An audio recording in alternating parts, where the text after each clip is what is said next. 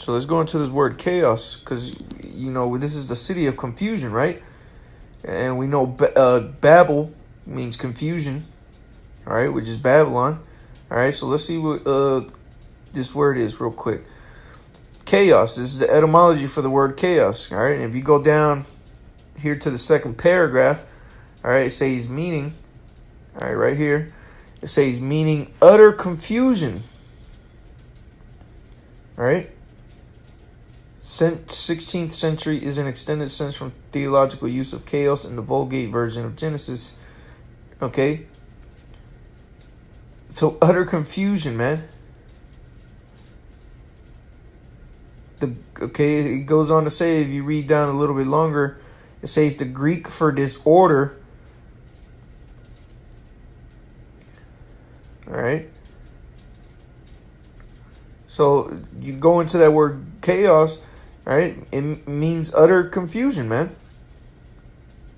Meaning orderless confusion in human affairs. Okay? So there you go, man. This place is a city of chaos, man. And guess what? The chaos that's here in America right now, the chaos, the confusion that you see out on an everyday basis. You got your all the noise from the cars and trunks and people honking horns, engines revving, people chit-chatting on their phones. You got airplanes above, little kids crying, whatever it is, man. You got all that confusion happening right now. And guess what? It's nothing but straight chaos. And what's coming to America? What's coming to the whole world? Chaos. So it's going to get even worse for these people. Okay?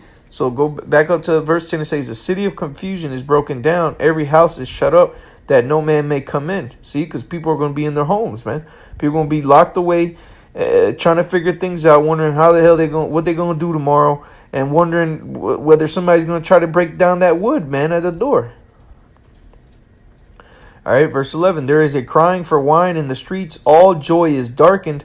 The mirth of the land is gone. That's right, man, because here in America, joy and mirth is at all-time high. But guess what? Here, not too long from now, all joy is going to be darkened and the mirth of the land is going to be gone, man. All right? Because there's a lot of things that are going to be happening here in America that it's not going to be kosher, man. You people, it's not going to be about it. And you guys are going to be, and when I say you guys, I'm talking about the heathens out here in the 2/3, man. Because the elect, hey, we're going to be okay. We're going to have the covering cast of Yahweh B'Shem Yahushua in these last days, man. All right, that's why we have faith that we're going to have that covering cast, man. But for these other people, man, that's why we're going to be thinking, just like Ezra was thinking, man. Like, woe is me. All right, let's read what Ezra said. Now going back to 2nd Ezra, verse 18. It says the beginning of sorrows and great mournings, right? So, because we just broke that down, how the mirth, okay, is going to be taken up from this land, man. All right, because right now there's joy. Because you people might read this, the beginning of sorrows and great mournings. All right, people will be like, well, what are they talking about? That's not now. And really in these people's eyes, they can't see really all America coming down, because they really want to keep living it up. They love the spirit of joy and mirth that's out on the streets, man. These people don't want this spirit to go out. So what do? They would rather not believe that it's going to go down. And the reason why I say it like that is because this place is going to come down, man.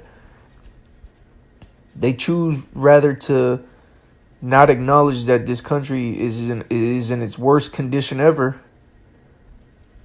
and continue to live a happy life. That's what these people would rather do. Okay?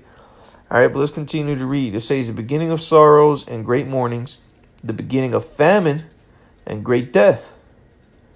Okay? And we're going to get into the beginning of famine. But really, I'm going to hit it because you can go into that famine in two ways. You got the famine of the word, and then you also got famine of, obviously, of bread. But let me get that. what was that? Salakia brothers, I'm not the greatest at remembering exactly what chapter and verses things are in. Most of the time I'll be having to Google stuff, but let me just Google this.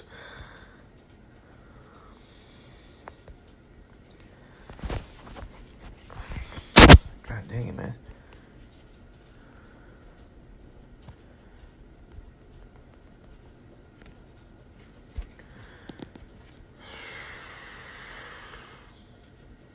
This is Amos chapter 8 and 11. And it says, Behold, the days come, saith Yahweh, Ba'ashim Yahweh Shai, that I will send a famine in the land, not a famine of bread, nor a thirst for water, but of hearing the words of the Lord. And guess what? That's coming as well, man. Those times are coming. All right? Not just the famine of the bread. People think that when you hear about famines coming, man, it's not just talking about food. It's talking about the fear and the famine of the word, man.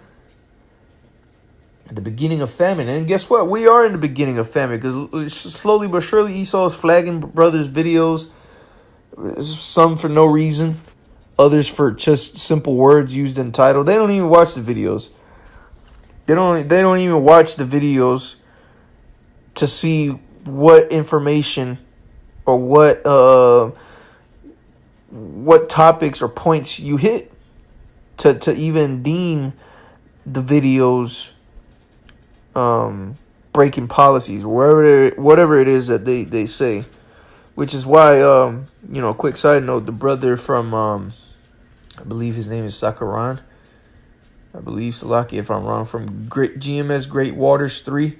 The brother made a quick video about how brothers should appeal some of their flags on their videos, some of their strikes, because some of them are just baseless ass strikes. They're just striking videos because they see that it's you. They see you as a man of the Lord doing a video, so they're just going to strike it because the devil doesn't want this information to get out, man. Satan, Yahweh's adversary, all right, which is Esau, the so-called white man. Because if you look at anybody in this world, the person that is completely opposite of what Yahweh Bashim Yahushai wants to do is Esau. Nothing that he does is righteous. Nothing. Everything that he does and commands is wicked, man. And he don't want this word to come out. So what does he have to do? He has to try to block it in ways, man. In certain ways where he doesn't make it look like I'm just violating people, which he violates you people anyways. But he just don't want that on him. Oh, they're just flagging those guys who read Bibles videos on YouTube. Why would they be doing that? It would just open up too many eyes to even the simple. All right, but it says the beginning of famine and great death. And you already see that people are just dying left and right. You got mass shootings here in Florida happening all the damn time, it seems like. You got bridges collapsing on people. You got mudslides. You got earthquakes. You got fires raging all throughout the world, man, really. You had it over there in, Hawaii? Now you got them always in California, Southern California. Now they're starting to get up in geographical location. The fires are starting to go a little north. You had the fires in Greece, the floods that are happening out throughout the world. You got those hurricanes, typhoons. And that's just the beginning of great death, man. Soon you're going to have a whole lot worse. You're going to have concentration camps, a lawless state here in America. Okay? These are things that Ezra was seeing. It says the beginning of wars. And guess what? We are in war. We're actually in multiple wars right now. We got trade war happening. You can't tell me that we're not in no trade war with multiple countries. All right, we're in economic wars. Well, trade wars, economic wars, financial wars. Those are all basically combined into one. Basically, you can just let's just for the sake of time, let's just combine those three and just say financial war. All right. And then you got political warfare. And guess what? It's getting ready to crank up, man. This thing is cranking up, man. All we need is just America to get into Iran, and World War III's here. And you people are gonna have a jolly old time out here going to war, man. For your president, for your Donald Trump, who you people so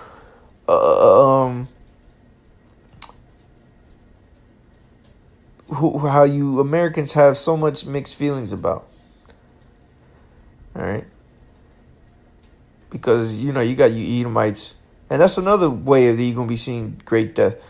All right. Beginning of wars. You're going to have a war here in America, man, because of Donald Trump. You already see it on the news. People just having these rallies.